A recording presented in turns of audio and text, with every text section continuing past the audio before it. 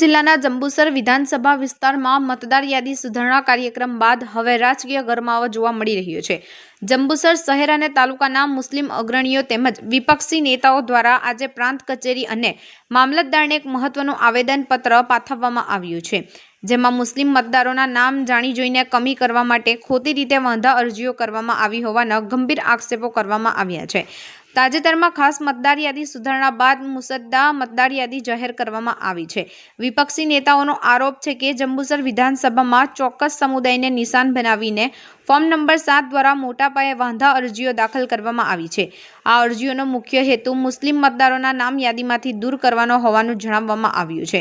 આવેદનપત્રમાં ઉઠાવેલા વિપક્ષી નેતાના જણાવ્યા મુજબ દાખલ કરેલી વાંધા અરજીઓમાં કોઈપણ પ્રકારની તાર્કિક કારણ કે દસ્તાવેજી પુરાવા રજૂ કરવામાં આવ્યા નથી। સરકારની ગાઈડલાઈન મુજબ કોઈપણ મતદાર સામે વાંધો લેવા માટે માન્ય દસ્તાવેજો ફરજિયાત છે, જેનું અહીં ઉલ્લંઘન થઈ રહ્યું છે। મતદાનોને અધિકાર અને ભારતીય બંધારણ દ્વારા મળેલો મૂળભૂત અધિકાર છે। કોઈપણ વ્યક્તિનો મતાધિકાર મનમાની રીતે છીનવી શકાય નહીં।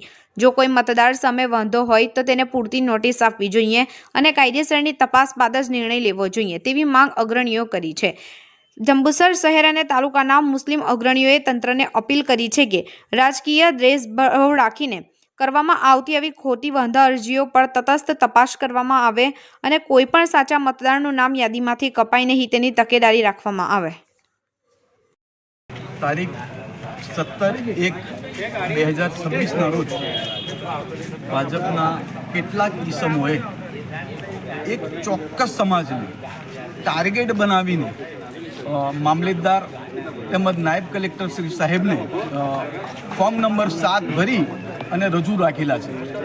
આ જે ફોર્મ નંબર 7 ભરીને જે રજૂ રાખેલા છે એની અંદર કાયદા દ્વારા જે નક્કી કરવામાં આવેલા એવિડન્સ ડોક્યુમેન્ટ દસ્તાવેજી જે પુરાવા છે તે પુરાવા કોઈ પણ જાતના રજૂ રાખેલા નથી।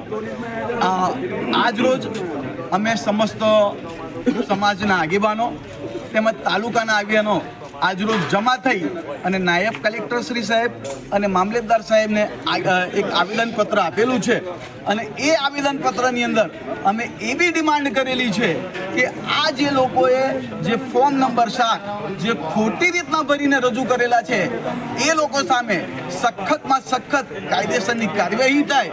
અમે અમારી રીતના જે કાર્યવાહી કરવાની છે એ અમે કરીશું। અમે એમની સામે FIR પણ દાખલ કરાવીશું અને હાઈકોર્ટની અંદર PIL પણ દાખલ કરીશું।